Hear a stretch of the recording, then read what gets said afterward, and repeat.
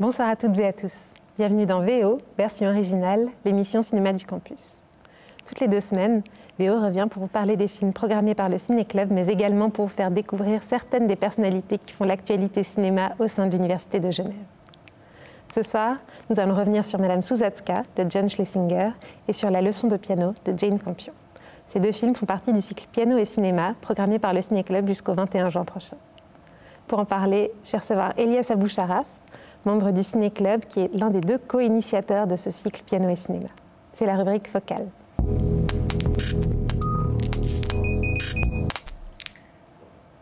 Donc, bonsoir Elias, bienvenue dans VO. Bonsoir.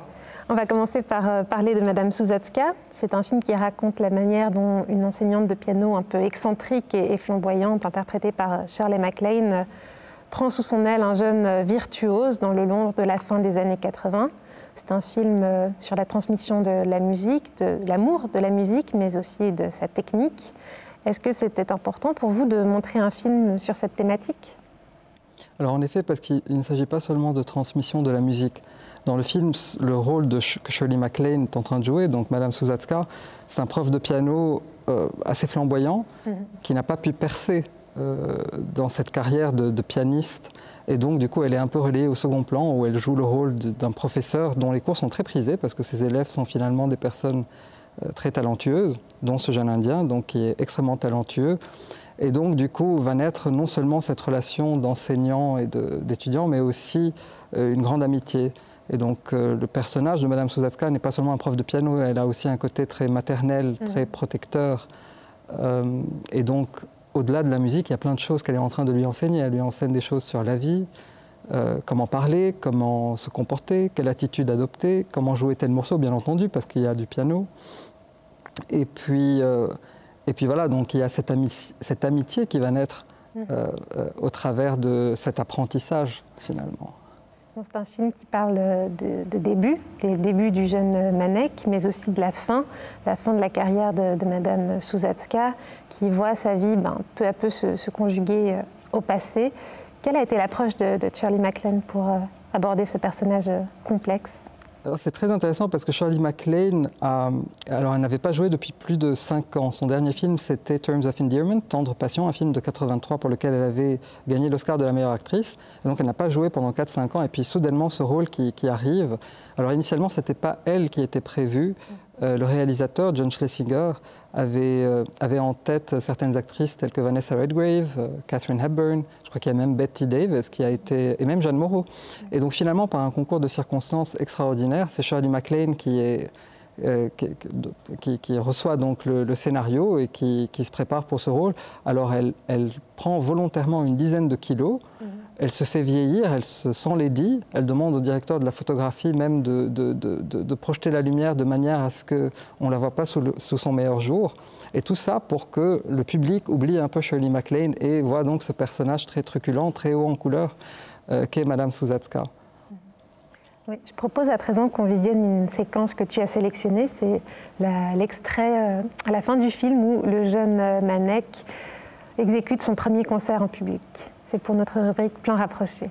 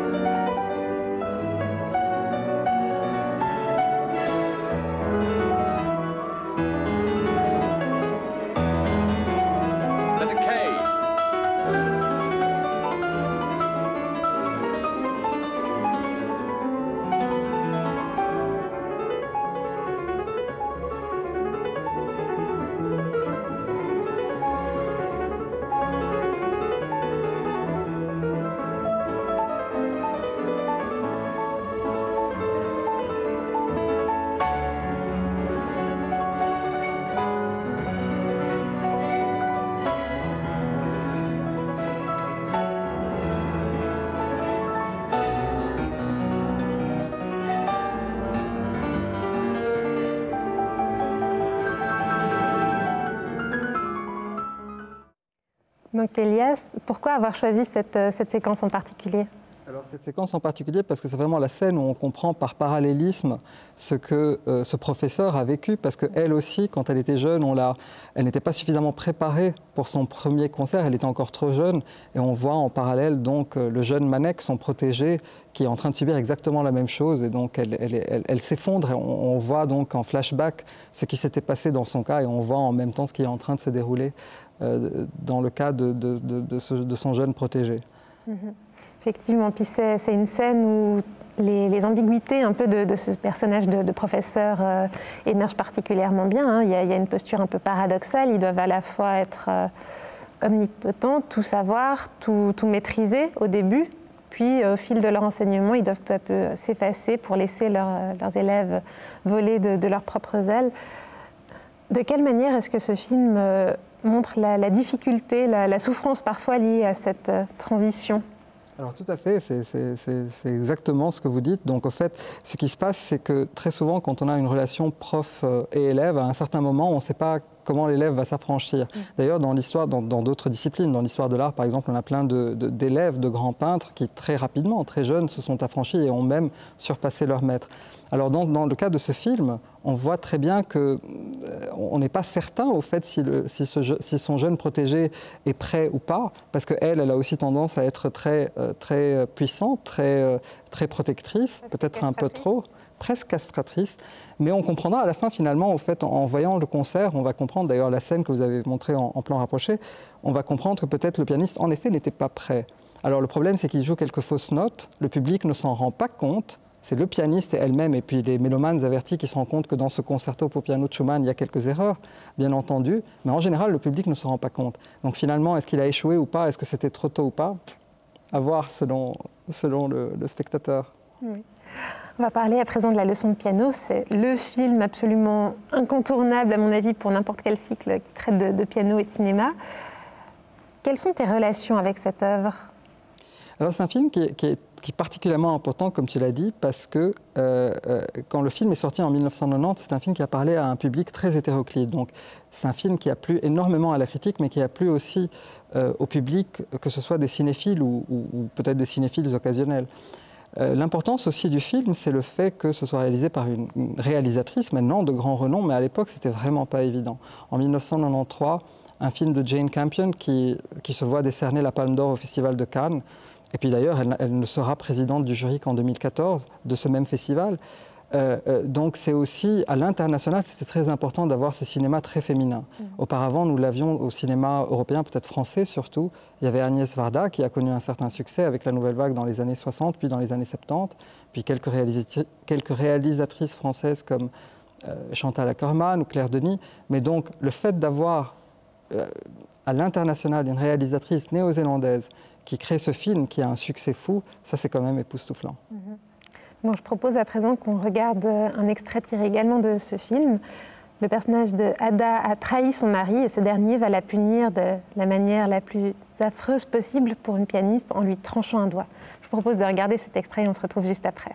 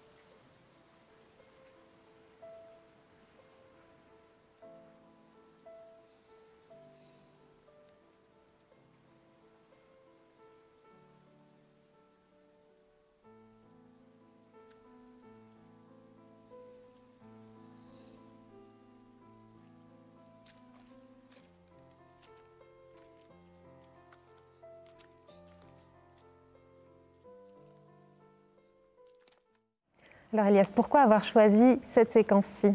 Alors, c'est la plus violente. Alors, personnellement, j'ai du mal, à chaque fois que je la vois, je détourne mon regard de l'écran parce qu'elle est assez violente, mais c'est la séquence la plus mémorable du film. Toutes les personnes qui ont vu la leçon de piano se souviennent spécialement de cette séquence. Donc, c'est une séquence qui était assez émouvante et assez poignante et qui avait marqué tellement les esprits qu'on ne peut pas parler de ce film sans penser au fait à cette scène. C'est vrai que dans tout le film, le piano est présenté comme un objet sensible. C'est grâce à lui que Ada se connecte au monde malgré son mutisme.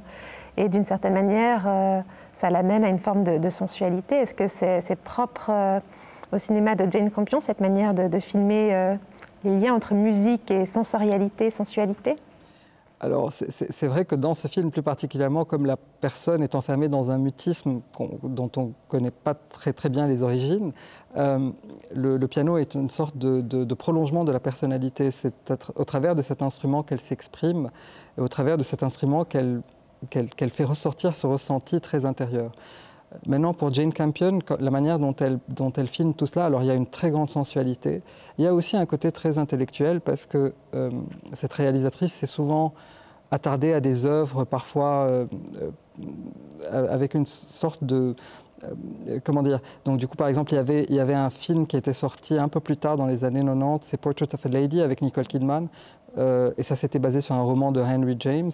Puis il y a eu Bright Star un peu plus récemment en 2009 qui est une biographie un peu romancée de Keats. Donc c'est vrai qu'on sent par la manière dont elle traite les images qu'elle a quand même un amour de la littérature et un amour de la culture, hein, puisqu'on voit ça, que ce soit la musique, la littérature et à plus forte raison le cinéma puisqu'elle est réalisatrice. Et donc il y a une très grande sensibilité dans son traitement cinématographique. Bon, en tout cas, dans ces deux films, ce qui m'a paru le plus marquant, c'est que dans les deux cas, il y a un désir de la part des cinéastes de capter la passion de la musique des protagonistes.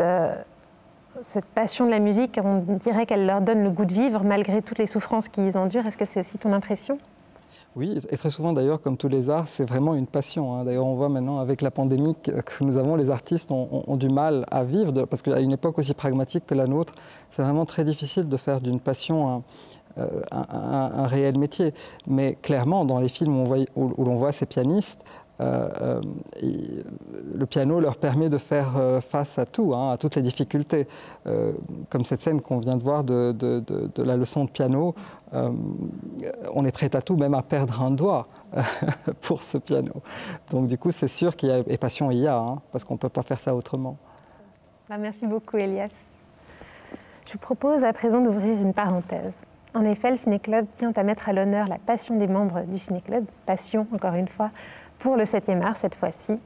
Je vous invite donc à découvrir une chronique de Julien Dumoulin qui s'est penché sur la façon dont le décor tend à s'effacer parfois dans les films de science-fiction. C'est une rubrique champ contre champ.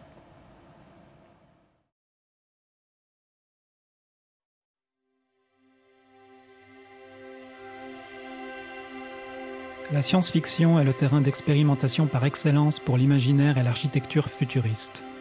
Le genre reste exigeant et réclame pour être crédible des moyens importants en termes d'effets spéciaux ou de mise en scène inventive. C'est sur ce dernier point que des réalisations récentes, le plus souvent indépendantes, ont fait le pari d'un futur minimaliste où le décor s'efface quand il ne disparaît pas purement et simplement. Le premier à s'essayer au Void, le vide anglais, est George Lucas avec son premier film THX 1138. Le cinéaste imagine une humanité contrainte de vivre sous terre et les espaces vidés de tout repère viennent signifier l'oppression d'une société totalitaire qui n'autorise aucune pensée libre, aucune créativité et aucune imagination, à l'instar de l'aspect des protagonistes qui portent tous les mêmes vêtements et la boule à zéro réglementaire. Le vide en science-fiction revêt plusieurs significations. C'est l'espace virtuel en devenir de Matrix qui ouvre sur tous les possibles mais vient également réinitialiser le monde de Neo qui découvre peu à peu qu'il a vécu dans une chimère. C'est l'espace dimensionnel indéfini de Under the Skin où le personnage de Scarlett Johansson étudie les humains dans des scènes volontairement cryptiques qui cherchent à nous égarer. D'une manière générale, le choix du minimalisme dans la mise en scène et l'altérité produite par les éclairages sont suffisants pour habiller le décor et dégager un espace visuel que le spectateur associe avec un univers futuriste. Pour des films comme Beyond the Black Rainbow, La lumière crée une ambiance qui vient appuyer la perte de repère de l'héroïne et la dimension ésotérique des expériences menées sur elle. Ex Machina et Ad Astra utilisent le même procédé en mettant en scène des lieux à l'architecture simple ou répétitive, la prédominance chromatique d'une lumière, le rouge le plus souvent, couleur associée à l'espace mental par excellence, suffit à dépeindre un futur à la fois élégant, oppressant, atmosphérique et épuré. Dans la deuxième partie de cette émission, nous allons à présent rencontrer 2 étudiants en médecine qui ont consacré leur travail de mémoire à des questions de cinéma et plus particulièrement à un diptyque de films réalisé par Lars von Trier. Manon Frongella et Pierre Ritz ont ainsi produit un travail de mémoire de master intitulé « La nymphomanie en question, représentation médicale et culturelle dans Nymphomaniac 1 et 2 ». Il s'agit de la rubrique des cadrages. Bonsoir Manon, bonsoir Pierre, bienvenue dans VO. Merci de nous accueillir. Ma première question, ce serait d'où vous est venue l'idée en fait de parler d'un film pour un travail de mémoire pour la faculté de médecine? Alors, c'était en fait un professeur qu'on aimait bien qui proposait juste l'intitulé de base, c'était médecine et cinéma. C'est vrai qu'à l'origine, on est 2 personnes qui aiment le cinéma. Enfin, moi, j'ai travaillé au Coquelicot pendant un petit moment, puis Pierre, intérêt personnel aussi pour le cinéma.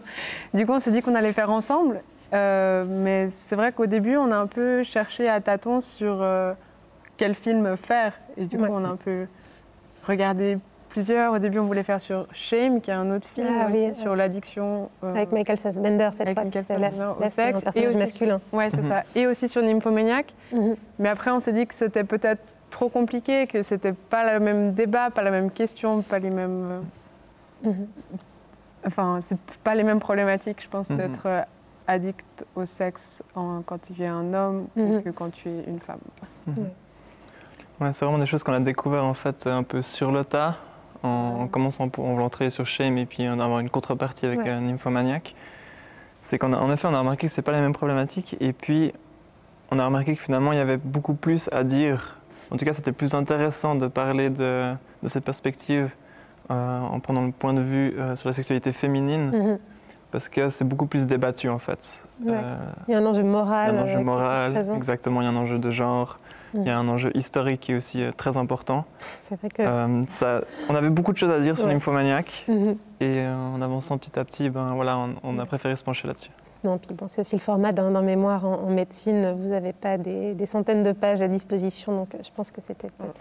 C'est juste. C'était aussi de qualité peut-être, s'attarder plus longuement sur une œuvre. Est-ce que c'est fréquent à la fac de médecine d'utiliser le médium du cinéma comme outil de recherche et de réflexion, ou c'est quelque chose d'un petit peu exceptionnel? Alors honnêtement, non, c'est, j'imagine, assez peu fréquent. Je crois qu'il faut être réaliste. Maintenant, il y a probablement un peu plus de médecine dans le cinéma qu'il y a de cinéma dans la médecine. C'est pas des choses qui n'arrivent pas non plus. On a vu que le cinéma, pour moi, c'est un peu une représentation de la pensée populaire parfois, en tout cas en partie.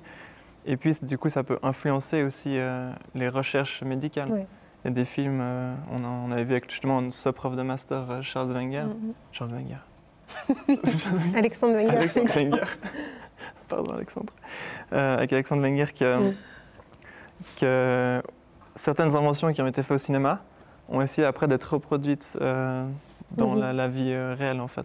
Des sortes d'appareils qui lisent les symptômes et puis donnent un diagnostic, qui prennent en même temps la tension, la saturation, etc., etc.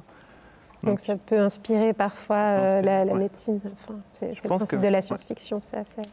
On rêve d'abord des choses et puis après on essaye de les créer. C'est ça, ou même dans Alien, l'appareil qui opère, comme ça existe plus ou moins maintenant. Donc il y a beaucoup d'inspiration réciproque, mais c'est vrai que le médecin, à l'écran, on le voit quand même vraiment fréquemment, j'ai l'impression. Qu'est-ce que le fait de mobiliser des films a apporté comme plus-value un peu à votre travail? Alors là, c'est vrai que nous, on s'est du coup intéressé à une problématique qui est l'addiction au sexe ou la nymphomanie. Et en fait, on s'est rendu compte qu'il n'y avait pas de définition claire, scientifique sur le sujet. Et que c'était vraiment flou, et que même les livres de psychiatrie, ils utilisaient encore le terme nymphomanie. Enfin, on est vraiment arrivé dans une espèce de brouillard. Et du coup, utiliser un peu le film déjà, le film, il montre vraiment bien le flou, parce qu'il dit quelque chose et juste après son contraire. C'est assez perturbant et ça met un peu... je trouve, moi, ça m'a montré que, en fait, moi, j'ai eu l'impression que l'addiction au sexe, elle n'existait pas et que c'était juste nous, nos mœurs, la norme pensées, de l'occidental qui faisait qu'à un moment donné, tu étais plus dérangé par ci ou par ça de ce qu'elle faisait, mais qu'au final, ça n'existait pas trop. Ouais. Donc, peut-être dans la science où on veut être un peu manichéen, on veut poser des diagnostics avec des symptômes précis, etc. Et là, de toute façon, c'était une entité qu'on n'arrivait pas à classifier. Ouais. Le cinéma, il se dit, bon, moi, je montre qu'en fait, peut-être, mon interprétation de la sexualité féminine, de l'overdose de sexe, c'est ça. Ouais. La réalité est plus complexe, en fait, peut-être. Et des fois, c'est bien de sortir du pur médical pour peut-être toucher à des enjeux de société plus transversaux. Ouais. Vous vouliez aborder ces questions-là dans votre mémoire dès le début ou c'est plutôt apparu au fil de vos recherches? Non, c'est quelque chose qu'on voulait aborder. Moi, j'avais fait un bachelor de sociologie avant et c'est toujours donc une science sociale qui m'intéresse, qui m'interpelle. Pour moi, la médecine, c'est clairement une science sociale. Je pense que peu de gens aimeraient débattre là-dessus. Tout le monde est d'accord, plus ou moins. Même si on a tendance à l'oublier et même si on a tendance à vouloir en faire une science purement, disons, dure. Un peu comme l'économie, finalement, qui pour moi est aussi une science sociale, mais qu'on aimerait classer comme vraiment quelque chose de mathématique. Et en tout cas, pour moi, c'était le but de faire un travail justement un peu interdisciplinaire. Et puis, je voulais profiter de ce travail pour sortir un peu justement de ce qu'on avait l'habitude de faire un peu la journée durant. Et voilà, donc on est parti avec cette optique-là. Et c'était peut-être encore plus large que ce qu'on avait prévu. Oui, vraiment. Mais ça reste intéressant, ça ouvre des nouvelles questions. Puis d'une certaine manière, avec votre travail, vous avez remis la médecine dans le social en utilisant l'outil du cinéma. C'est assez novateur comme démarche. Après, moi, ça me fait me questionner un peu sur typiquement des questions de sexualité. On met des pathologies et je me suis dit, mais pourquoi c'est le médecin qui s'est approprié cette question à essayer d'en faire des maladies où je me suis dit, mais je pense qu'en fait, ça doit être transversal, mais je me suis dit pourquoi le médecin il aurait ce pouvoir-là de pouvoir poser des maladies qui ont ensuite des conséquences dans la vie d'autrui, notamment un peu stigmatisant, je pense, d'être addict au sexe. Finalement, c'est toujours une question de normes sociales et de où est le curseur dans tel ou tel contexte. Très bien. Merci beaucoup Manon et Pierre. Avec grand plaisir. VO, c'est déjà fini pour ce soir. Dans notre prochaine édition, nous allons revenir sur la légende du pianiste sur l'océan de Giuseppe Tornatore, que vous allez pouvoir voir ce soir juste après cette émission, et sur Merci pour le chocolat de Claude Chabrol, que nous projetterons le 14 juin prochain. Je vous invite à venir tôt parce que, malheureusement, en raison des mesures sanitaires, les places sont encore limitées dans la salle de l'Auditorium Arditi. De notre côté, nous vous donnons rendez-vous le 21 juin prochain, dans 2 semaines donc, pour la dernière émission de l'année. Ce sera un format un peu particulier, une émission en live, puisque nous aurons le plaisir de recevoir la réalisatrice Judith Abitbol. Vous ne voulez donc pas manquer ce rendez-vous. D'ici là, portez-vous bien, prenez soin de vous, et surtout n'oubliez pas le cinéma.